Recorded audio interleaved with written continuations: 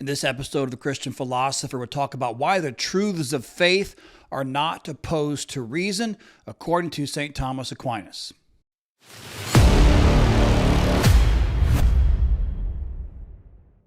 Welcome back, everyone. Scott Sullivan here from the Aquinas School of Theology and Philosophy, bringing you another video on the wisdom of St. Thomas Aquinas. Today we're talking about why the truths of faith, the things that faith teaches us, things like the Trinity and things like that, why those things are not opposed to reason. And this may be a surprise to a lot of people today. A lot of people today think, faith and reason, they can't go together. That's like oil and water. They can't mix, faith is one thing, reason's another, and they just don't go together. Thomas Aquinas, of course, as we're going to see here, did not think that. Okay, so we're talking about why the truths of faith, what faith teaches us, is not it cannot be even opposed to what reason tells us either. Faith and reason go together like peanut butter and jelly. Okay, they're harmonious. All right, so faith and reason, they're not opposed to each other like a lot of people think today. They actually go together. That is the view of St. Thomas Aquinas. He says this, that although the truth of the Christian faith that we've been talking about goes above our capacity of reason, and we talked about that. Faith is above reason. We can't prove the Trinity. It's above our knowledge, right? We have to believe it on faith. Although the truths of the Christian faith like this go above our reason, nevertheless, that truth that the human reason is naturally endowed with cannot be opposed to those truths of the Christian faith. So, what he's saying here is that although the truths of the Christian faith, like grace and the incarnation of God and the Trinity, these things, we can't prove that through just plain old philosophy, right? We believe those things because Christ said so, and he gave us good reasons to think so, as I said in another video, good reasons to trust him. But still, we can't prove those truths of faith through just philosophical, logical arguments. We just believe them because Christ said so, because God revealed it, and God can't lie or be mistaken. Okay, so they go above reason in that sense. But Aquinas is saying, though, even though these truths are above reason, they're not opposed to reason. They're not weird or illogical to believe. Okay, so that's what we're kind of getting at here. So the truths of faith, as I said a while ago, are harmonious with the truths of reason. What does this mean? Here's what Aquinas says. Well, most people will agree that what reason can tell us is true. We can even know some things for certain, right? He gives the example of the principle of non-contradiction. A thing can't both be and not be at the same time in the same way. All right, that's just a contradiction. A thing can't both be read and not read at the same time and in the same way. You can't have things like a round square. So we are certain with our reason alone. This is how logic operates, right?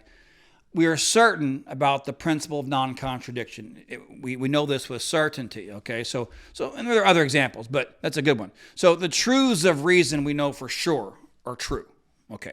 But what faith can tell us is also true as well. So he says it's not permissible to believe as false that which we hold by faith, because it comes from God, number one, has been confirmed to have come from God, number two. And God only reveals truth. God can neither deceive nor be deceived. Okay, so what reason tells us is true, what faith tells us is true. So both faith and reason tell us what is true. Faith and reason, therefore, are not opposed to each other. Aquinas says the only thing that's opposed to the true is the false, you see. And that's not what reason or faith is giving us. Reason and faith, he says, are both giving us what is true.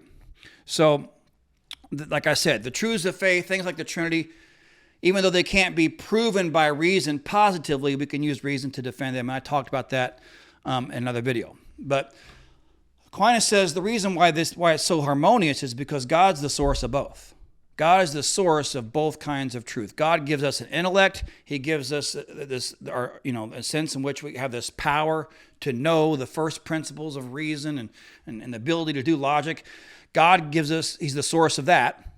And he's also the source of what he tells us, that the truths of faith as well. You see, so God is the source of both. The divine wisdom is the source of the truths of our reason and the truths of our faith. It comes from one and the same place. All right? So they're not going to be opposed to each other. God, again, doesn't make mistakes. He's omniscient.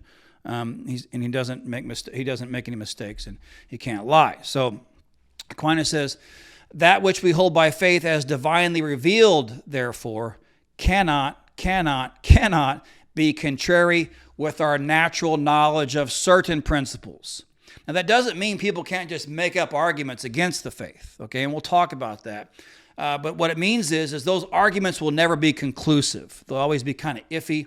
They might be sophistical, they might contain a fallacy, or they might just be sort of probabilistic in nature and not really establish for certain that whatever we believe by faith is nonsense, you see.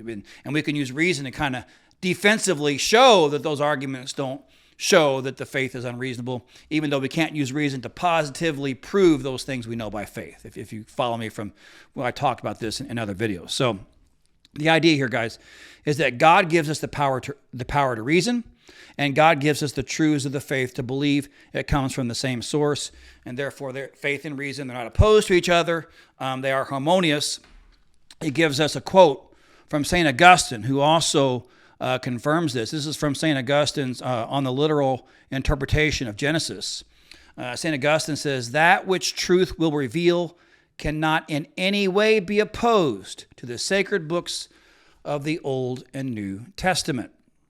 So, bottom line here, guys, Aquinas says, since the truths of the faith are above reason but yet true, then whatever arguments people might throw to try to make those things look bad or foolish or false, or whatever arguments unbelievers want to bring against the truths of the faith. Okay, those truths of the faith are above reason. I can't positively show with a philosophical argument that the Trinity is true.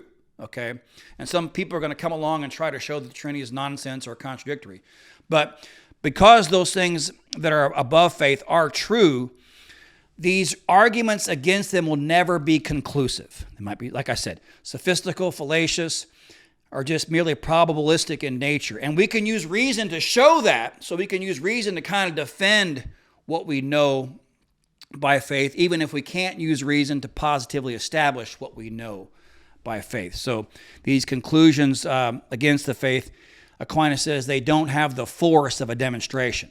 Okay, they are arguments that are either probable or sophistical, and so that gives us then the ability to use our reason to answer them.